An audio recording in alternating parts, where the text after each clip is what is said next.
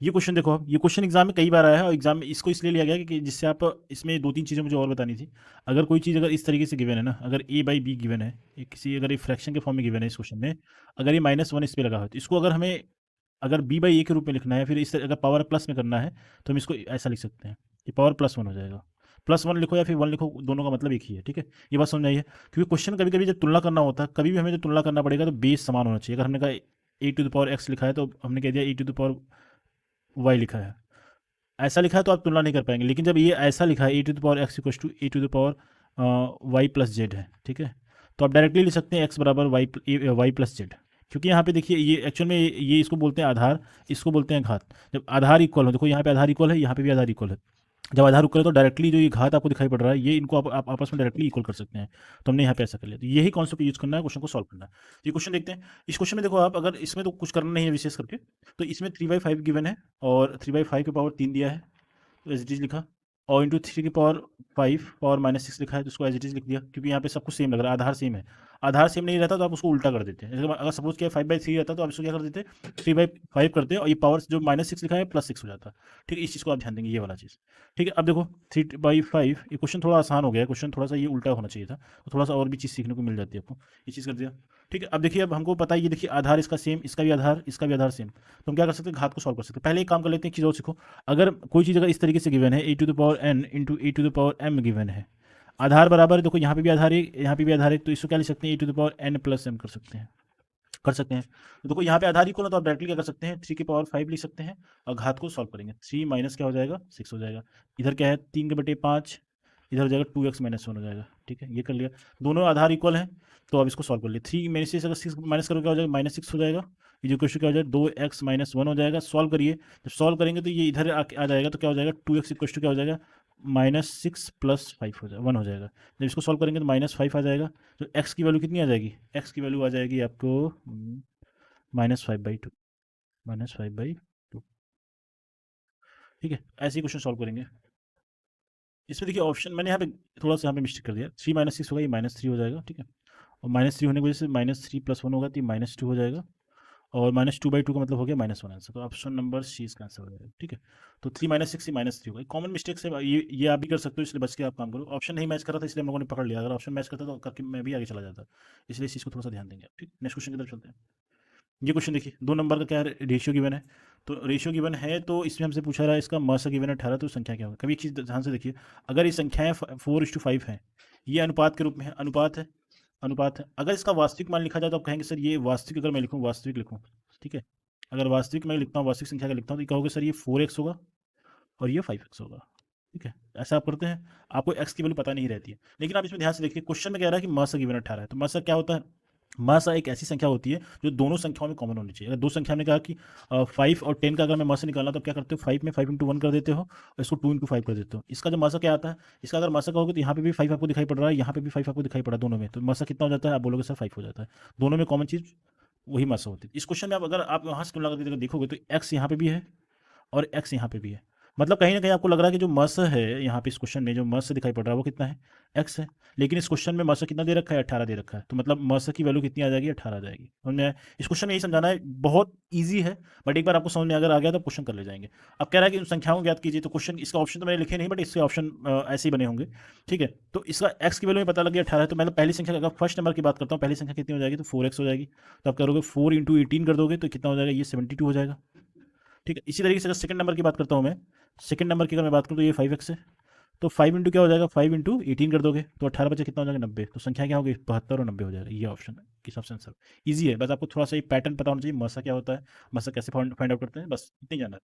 ठीक है, next question की तरफ करते हैं। ये क्वेश्चन देखो, ये भी क्वेश्चन बहुत बेसिक सा क्वेश्चन है। कभी भी ऐसा क्वेश्चन आपको दिखाई पड़े तो अगर a/b = c/d = e/f इस तरीके से गिवन है, =3 दिया है, 3 को मतलब हम 3/1 लिख सकते हैं, इसका मतलब एक ही होता है। कभी भी ऐसा क्वेश्चन आया तो एक बार याद रख लेना, हमसे क्वेश्चन क्या पूछा जा रहा है, 2a² यहाँ पे आप देखिए, 2a² + 3c² + 4e² divided by 2b² + 3d² + 4f², इसकी वैल्यू बतानी है।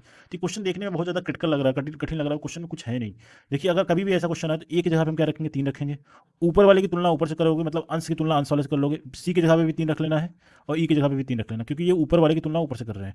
अब अगर मैं यहाँ पे नीचे करूँगा, देखो आप, 1 मिनट रुको, आप जस्ट मिनट, 1 मिनट, ये पेन चेंज करता हूँ मैं, ये देता हूँ, ठीक है। रेड पेन लास्ट में कमेंट आया था, रेड पेन दिखता नहीं, इसलिए रेड चेंज कर रहा हूँ मैं। और बी की जगह पे क्या लिख सकता हूँ, 1 लिख सकता हूँ। डी की जगह पे 1 लिख सकता हूँ। और एफ की जगह पे भी 1 लिख सकता हूँ। तो क्वेश्चन सॉल्व हो गया। अब देखो क्वेश्चन में कह रहा है, question 2a² plus 3c² plus 4e² है कि नहीं, डिवाइडेड बाय क्या है, 2b² plus 3d² plus 4f²। मैं आपको बता दूं, देखो बी डी एफ इसके साथ एक रखना है, और ए सी ई आ रहा है, इसके साथ 3 रखना है, तो रख लो आप।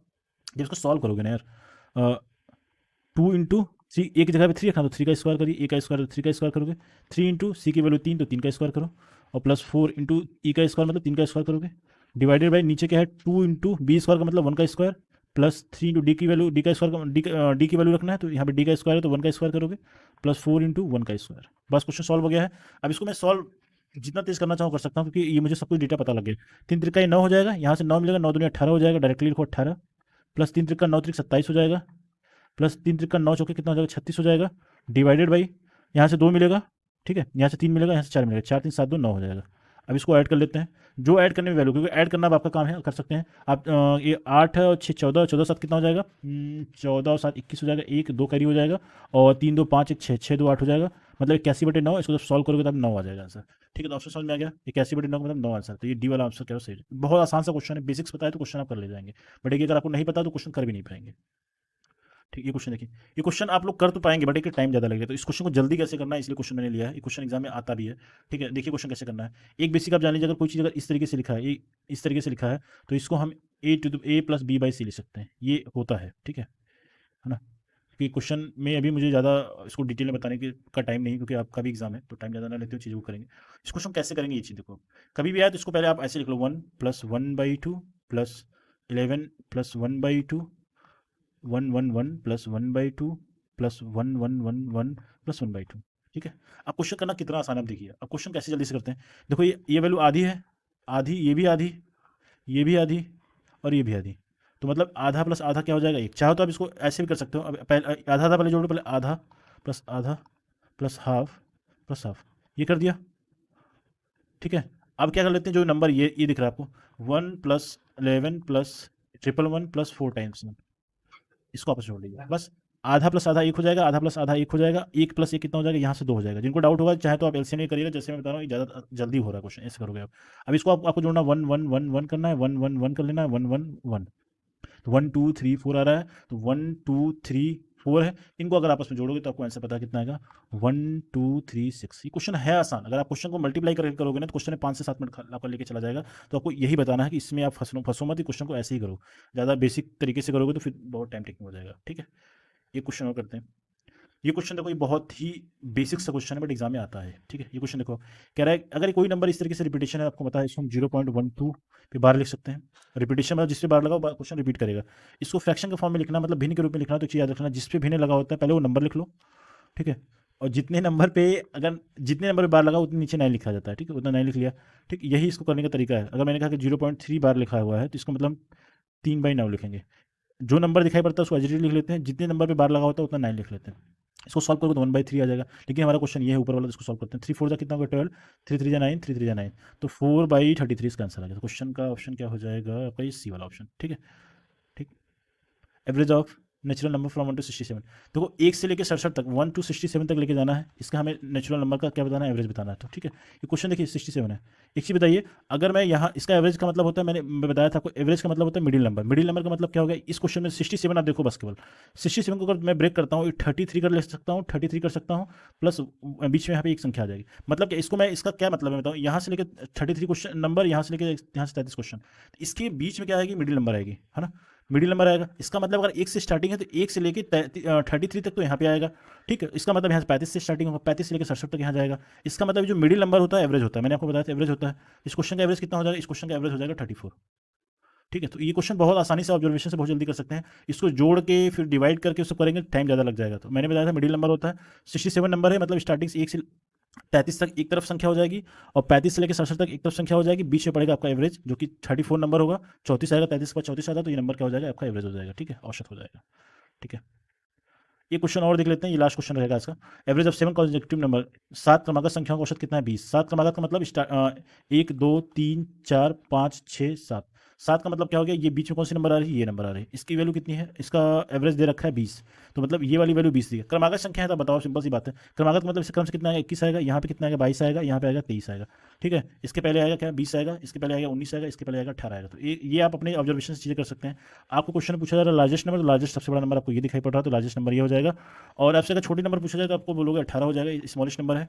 इन दोनों का अगर अंतर पूछता है क्वेश्चन में, इनका योग पूछता है, तो ये सारे क्वेश्चन के जवाब आप दे सकते हैं इसी केवल पैटर्न को लिखने से। तो ये पैटर्न लिखने अगर आपको आ रहा है तो एवरेज क्वेश्चन काफ़ी हद तक आपको चीज़ें के लिए प्लस पॉइंट आपका रहेगा। ठीक है, तो आज की वीडियो में इतने ही करते हैं, क्योंकि एग्जाम में टाइम बहुत कम बचा है, तो बहुत अब इसके बाद मैं एग्जाम के जो क्वेश्चन आएंगे वही मैं करा दूंगा, क्योंकि अब ज़्यादा इसमें वीडियो पे फोकस करने से मतलब ये है कि आपका टाइम भी वेस्टेज है, क्योंकि अब रिवीजन कर लीजिए जितना आपको पढ़ाया गया है, तो बहुत ज़्यादा वीडियोज़ वगैरह पे फोकस बहुत कम करिए आप लोग, जिससे क्या है कि आपका टाइम बचेगा। आप जितनी चीज़ें आपने पढ़ ली उतना रिवाइज कर लो, मोर देन सफिशिएंट है। लास्ट टाइम पे बहुत ज़्यादा आप कॉन्सेप्ट नहीं सीखोगे तो आपके लिए थोड़ा सा टाइम टेकिंग हो जाएगा। ठीक है, so thank you so much and best of luck for your exam. और if you are the first time viewer तो आप चैनल को सब्सक्राइब कर सकते हैं for more knowledgeable video, right. So thank you so much and very best of luck for your exam. Thank you.